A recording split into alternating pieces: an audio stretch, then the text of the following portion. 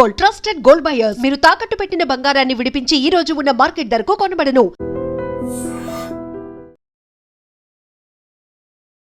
నమస్కారం, welcome to iDream. నేను మీ సంగీత. కొన్ని ప్రాంతాలలో ప్రసవానికి కూడా వెళ్ళే మార్గాలు సరిగ్గా లేక అటు తల్లి అదేవిధంగా కడుపులో ఉన్న బిడ్డ కూడా మరణించడం జరుగుతుంది. రీసెంట్గా మహారాష్ట్రలో ఒక ఇన్సిడెంట్ కూడా జరిగింది. కొన్ని కిలోమీటర్ల దూరము నడవాల్సి ఉంది. అంటే తను ప్రసవానికి హాస్పిటల్కి వెళ్ళాలి అంటే అంత దూరం నడిచే నేపథ్యంలో ఆవిడ నడుస్తున్నప్పుడు ఎక్కువగా రక్తస్రావం అయిపోయి పాప అదేవిధంగా తల్లి ఇద్దరు కూడా మరణించారు. అది ఎంత హృదయ విదారకమైన సంఘటన. అయితే మనకు కొన్ని ప్లేస్లలో చూస్తూ ఉంటే లోకల్లో ప్రైమరీ హెల్త్ సెంటర్స్ అని చెప్పేసి అక్కడ గవర్నమెంట్లో ఏర్పాటు చేస్తూ ఉంటారు.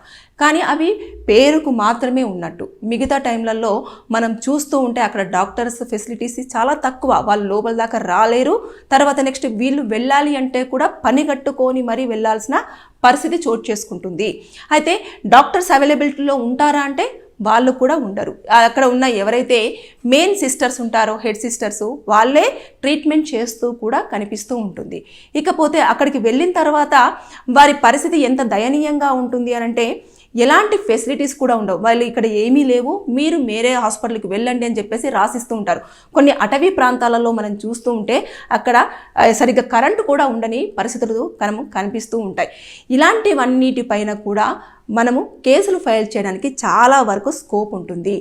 ఎప్పుడైనా సరే ఇప్పుడు తల్లి అదేవిధంగా కడుపులోని బిడ్డ చనిపోయారు కాబట్టి అక్కడ రోడ్డు యొక్క ఫెసిలిటీ సరిగ్గా లేకపోవడం వల్ల ఇలాంటి సంఘటన చోటు చేసుకుంది. కాబట్టి ఏదైతే రోడ్డు ఉంటుందో వాళ్ళు రోడ్ వేసే వాళ్ళు ఉంటారు కదా, దానికి సంబంధించిన డిపార్ట్మెంట్కి కంపల్సరీగా ఒక లేఖను రాస్తూ మాకు ఇక్కడ రోడ్ శాంక్షన్ అయ్యిందా లేదా, రోడ్ శాంక్షన్ అయిన తర్వాత మీరు ఎందుకు వేయలేకపోయారు, ఇక్కడ ఒక ప్రాణం పోయింది, ఒకటి కాదు ఇది రెండు, పాప కూడా లోపల ఉన్న బేబీ కూడా మరణించడం జరిగింది, ఇలా అయ్యింది అని చెప్పేసి వారికి ఒక లేఖ రాయాలి. రాసిన తర్వాత వారు అంటే నోటీస్ పంపించాలి. లేకంటే మనము ఫిర్యాదు కాదు, నోటీస్ పంపించిన తర్వాత అక్కడి నుంచి వాళ్ళు ఖచ్చితంగా ఇన్ఫర్మేషన్ ఇవ్వాలి.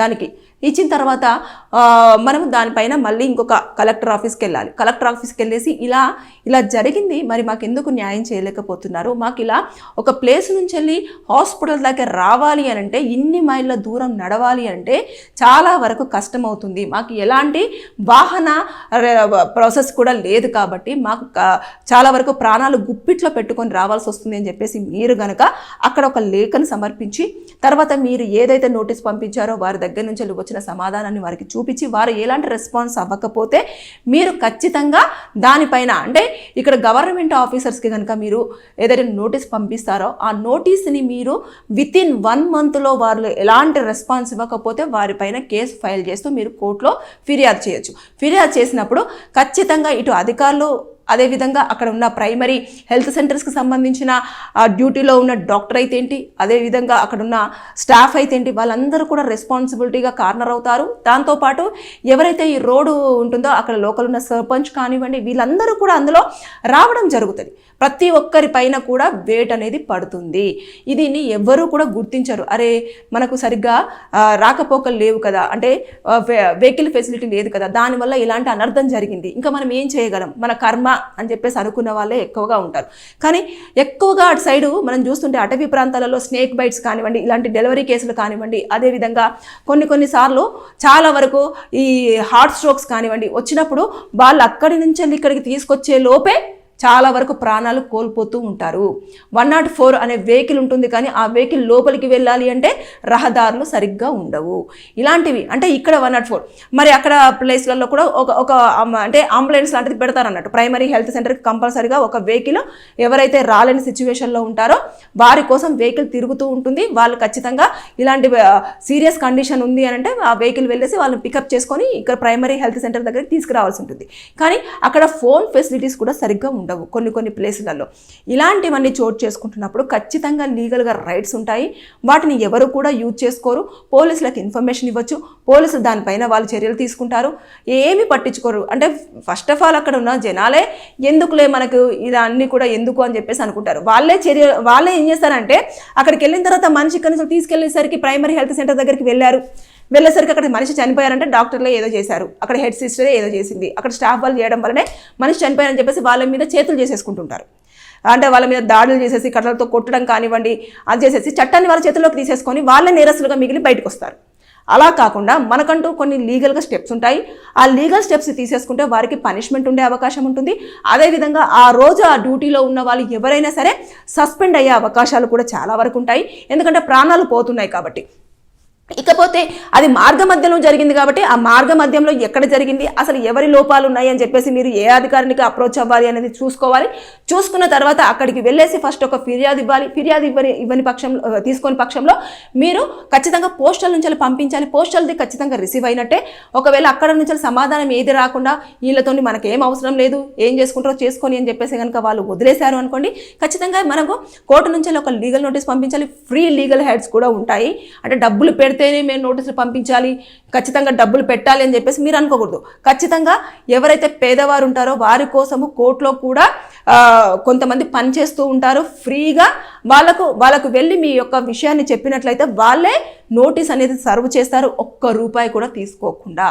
ఇక్కడ ఆ పాప అదేవిధంగా మదర్ ఎవరైతే ఉన్నారో చనిపోయారో వారికి నష్టపరిహారం కూడా వచ్చే అవకాశాలు ఉంటాయి. దాంతోపాటు అంటే కొంతమంది అనొచ్చు, ప్రాణాలు పోయిన తర్వాత నష్టపరిహారం ఏంటి మేడం అని. అంటే ఇప్పుడు మనుషులనే కాపాడుకోలేకపోయాము, ఇక మీదట వీళ్ళకు కొంచెం పనిష్మెంట్ ఇచ్చేసి ఆ నష్టపరిహారాన్ని తీసుకున్నట్లయితే ఎంతో కొంత ఇంట్లో ఉన్న కష్టాలే కానివ్వండి, లేదు అంటే వారి ఒక ఇంట్లో వెహికల్ కొనుక్కోవడం కానివ్వండి, ఇలాంటివి జరిగే అవకాశాలు కూడా ఉంటాయి. కాబట్టి ఈ నేపథ్యంలో నేను ఈ విషయాన్ని చెప్పడం జరుగుతుంది. కాబట్టి చాలా వరకు బేసిక్గా ఇలాంటివి చోటు చేసుకుంటున్నప్పుడు డెలివరీ కోసము మీరు అక్కడ దాకా వెళ్ళాల్సినంత అవసరం లేదు. మీ ఇంటి దగ్గరికి కూడా ప్రైమరీ హెల్త్ సెంటర్ డాక్టర్స్ వచ్చేసి డెలివరీ చేయడానికి కూడా స్కోప్ ఉంటుంది. వాళ్ళ స్టాఫ్తో వాళ్ళు రావాల్సి ఉంటుంది. మేము రాలేని సిచ్యువేషన్ అండి, మీరు వచ్చేసి ఇక్కడ డెలివరీ చేయండి అంటే వారికి కావాల్సిన కిట్ అంతా పట్టుకొని వచ్చేసి వాళ్ళు డెలివరీ చేయడానికి ఛాన్సెస్ ఉంటాయి. మీరు ఫోన్ చేసి రప్పించుకోవచ్చు, ఆ ఒక ఫెసిలిటీ కూడా ఉంటుంది. కానీ ముందుగా చూసుకుంటే డాక్టర్సే అసలు పిహెచ్సిలో ఉండరు. డాక్టర్స్ పిహెచ్సిలో లేకుండా హెడ్ సిస్టర్ పాపం ఏమీ చేయలేదు. అదేవిధంగా అక్కడ ఉన్న స్టాఫ్ వాళ్ళు ఏమీ చేయలేరు. వాళ్ళు ఏమైనా చెప్పాలి అంటే ఇక్కడ ఉన్న డాక్టర్ని మేము ప్రశ్నించలేము కదా అని చెప్పేసి అనుకుంటారు. కొన్ని పిహెచ్సిలో ఒక డాక్టర్ ఉంటారు, కొన్ని పిహెచ్సిలో 2 డాక్టర్స్ ఉంటారు. కానీ ఎవరూ సరిగ్గా డ్యూటీలో ఉండరు. ఎవరు ఇష్టం వచ్చినప్పుడు వస్తారు, ఇష్టం వచ్చినప్పుడు వెళ్ళిపోతారు. ఎందుకు అనంటే అక్కడ ఏదైతే కొన్ని అటవీ ప్రాంతాలు ఉంటాయో ఆ ప్రాంతాలలో సిగ్నల్స్ కూడా సరిగ్గా ఉండవు. కాబట్టి వారి యొక్క అటెండెన్స్ అనేది కూడా ప్రైమరీగా అధికారులు తీసుకోరు. కాబట్టి వాళ్ళ డ్యూటీకి వస్తున్నారా లేదా అన్నది కూడా తెలియదు. కాబట్టి ఇలాంటి సందర్భంలో వాళ్ళు పనిచేసేది తక్కువ, వారి యొక్క పనులు చేసుకునేది ఎక్కువ. ఈ నేపథ్యంలో ఇలాంటివన్నీ చోటు చేసుకుంటాయి. అక్కడ జనాలను సరిగ్గా పట్టించుకొని వారి యొక్క నెంబర్ పెట్టేసి మీరు కష్టం వస్తే ఈ నెంబర్కి ఫోన్ చేయండి, ఈ మనిషి అవైలబుల్లో ఉంటారు, లేదంటే ఒక పర్సన్ పెట్టేసుకొని ఎప్పటికప్పుడు ఎక్కడెక్కడ డెలివరీ కేసులు ఉన్నాయో అంటే కొన్ని స్టాఫ్స్ ఉంటారు, వాళ్ళ దాంట్లో కొన్ని పేర్లు ఉంటాయి, వాళ్ళు వెళ్ళేసి ప్రతి ఇంటికి కూడా చెప్తూ ఉంటారు ఎవరు డెలివరీ కేసులు ఉన్నాయి అవన్నీ చూసేసుకుంటారు. చూసుకున్న తర్వాత వాళ్ళు వచ్చేసి చెప్తారు హెల్త్ సెంటర్లో. చెప్పిన తర్వాత వారిపైన వాళ్ళు ఖచ్చితంగా కాన్సన్ట్రేషన్ చేసేసి వారిని తీసుకొచ్చేసి ఆ ప్రైమరీ హెల్త్ సెంటర్లో వాళ్ళు ఖచ్చితంగా డెలివరీ చేయాల్సిన బాధ్యత వారిపైన ఉంటుంది. దాన్ని రికార్డ్ చేసేసుకొని ఎవరైతే అధికారులు ఉంటారో వారికి చూపించాల్సి ఉంటుంది. ఈ మంత్లో ఇన్ని, లేదంటే ఈ సంవత్సరంలో ఇన్ని డెలివరీ కేసులు మన దగ్గర జరిగాయి అని చెప్పేసి చూపించుకోవాలి. అది టాప్ మోస్ట్లో ఉండే అవకాశాలు కూడా ఉంటాయి. అంటే నార్మల్ డెలివరీకే ఎక్కువగా ప్రైమరీ హెల్త్ సెంటర్స్ ఇంట్రెస్ట్ చూపిస్తాయి. ఒకవేళ లేని పక్షంలో ఒకవేళ సిజరీన్ చేయాలి అనుకుంటే మాత్రం వేరే హాస్పిటల్కి పంపించడం జరుగుతుంది. రీజన్ ఏంటంటే ఇక్కడ ఫెసిలిటీస్ ఉండవు కాబట్టి ప్రాబ్లం అయ్యే అవకాశాలు ఉంటాయి. ఇక్కడ ఒకే ప్రాణం కాదు 2 ప్రాణాలు కాబట్టి అవి కూడా దానిపైన కూడా దృష్టి సారిస్తారు. ఇక్కడ చూసేసుకుంటే కేవలము నడక వల్ల 2 ప్రాణాలు పోయాయి. అంటే ఒక్కసారి ఇమాజిన్. అంటే అక్కడ అవకాశం ఉన్నా కూడా యూజ్ చేసుకునే అంత వెసులుబాటు లేక, వారికి అవగాహన లేక ప్రాణం కోల్పోవలసిన పరిస్థితి చోటు చేసుకుంది. కాబట్టి లీగల్గా చాలా వరకు అన్నిట్లలో స్టెప్స్ ఉంటాయి. కొంచెం టైం పడుతుందేమో, కానీ అక్కడ మనకు న్యాయం జరిగే అవకాశాలు ఉంటాయి. ఆ రోజు మనము ఒక మనిషిని కోల్పోయాము అని అంటే ఎవరి నిర్లక్ష్యం? అక్కడ రోడ్డు సరిగ్గా లేకపోవడం, వెహికల్స్ మనకు అవైలబుల్లో లేకపోవడం, అదేవిధంగా అక్కడ లోకల్లో పనిచేసే ప్రైమరీ హెల్త్ సెంటర్కి సంబంధించిన ఎంప్లాయీస్ మనకు అవగాహన సరిగ్గా ఇవ్వకపోవడం, ఇలాంటివన్నీ కూడా క్యాలిక్యులేట్ అవుతాయి. క్యాలిక్యులేట్ అయిన తర్వాత అప్పుడు వాళ్ళకు పనిష్మెంట్ ఉండే అవకాశాలు ఉంటాయి. దీనిపైన అవగాహన లేకపోతే మనం ఎంతమంది ఎన్ని చెప్పినా సరే జనాలు అంటే కొన్ని సందర్భాలలో ఏమవుతుందంటే అక్కడ ఉన్న వాళ్ళు వారు ఓన్గానే మాకేం కాదు, మేము ఇది చేసుకుంటాం అది చేసుకుంటాం అని చెప్పేసి హాస్పిటల్స్ని పట్టించుకోరు.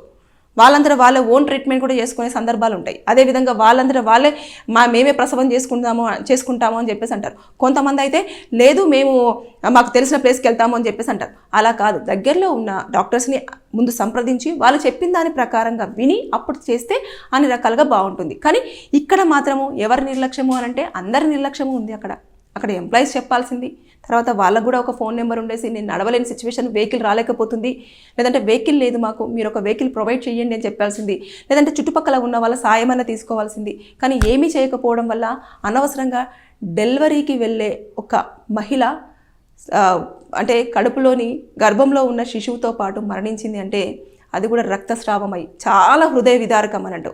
ఎన్ని ఆశలు పెట్టుకొని ఉంటారు ఆ కుటుంబ సభ్యులు, ఒక్కసారి అడియాశలు అయిపోయినాయి.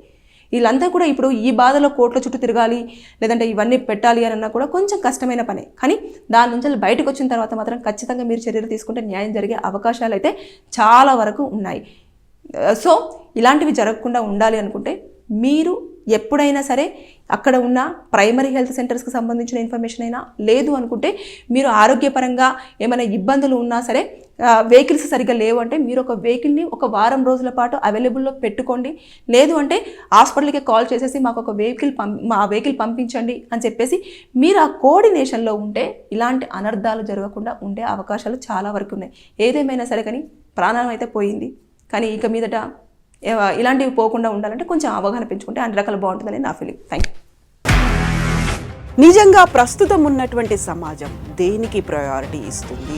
ఆర్థిక సంబంధాల చుట్టూ మాత్రమే తిరుగుతుంది. మళ్ళీ ఎన్నికలంగానే చాలా విరక్తి కలుగుతున్నాం. మంచి అనిపిస్తుంది కదా, లేడీస్ కూడా ఛాలెంజింగ్ జాబ్స్ చేసినప్పుడు చాలా బాగుంటది. ట్రాఫిక్ అసిస్టెంట్స్ గా నియమించిన ట్రాన్స్జెండర్స్ అందరితో సాల్యూట్ చేయించుకుంటున్నారు. ఫుడ్ డెలివరీ ఇవ్వటానికి వెళ్ళినటువంటి డెలివరీ బాయ్ అనిల్ పై కళ్ళ ముందు